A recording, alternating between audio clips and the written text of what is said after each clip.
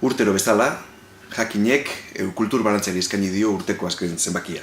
Eta horretarako 10 artikulu bildu ditu.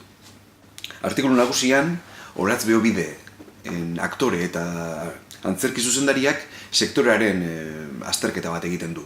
Langileen prekarizazioa, Euskal Antzerki Dokumentazio Zentroaren egitasmoa, artistaren estatutuaren egitasmoa ere, zinema, telebista eta abar. Ondoren, 2 artikulu datoz librean idatziak. Miren Rubiok gure iruditeriaz egiten du gogoeta. Guggenheim museoaren urteurrenaren, Gernikako Aroaren urteurrenaren, Obabakoak antzeslanaren adibidetatik abiatuta.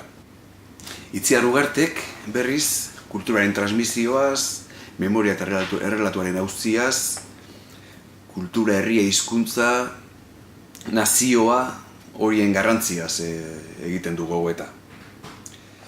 Eta bestetik, 7 artikulu tematiko datoz.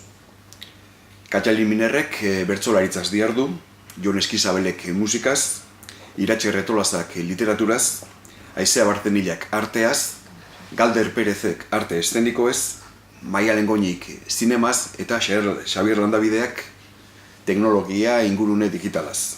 Artikulu horiei lagunduz, 6 irudi.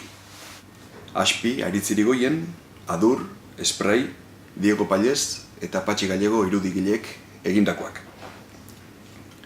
Gaiak atalean, Alberto Barandiaran ekimeneko zuzendarianen artikulua dator. Hain zuzen, Euskal Hedabideak eta Euskal Erakundeak bilatzen ari diren itun horren inguruan idatzitakoa.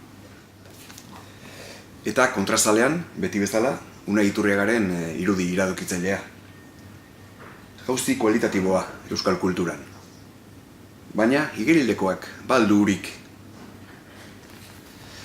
Badakizu beraz, hementxe azken zenbakia. Polik irakurri eta ondo bizi.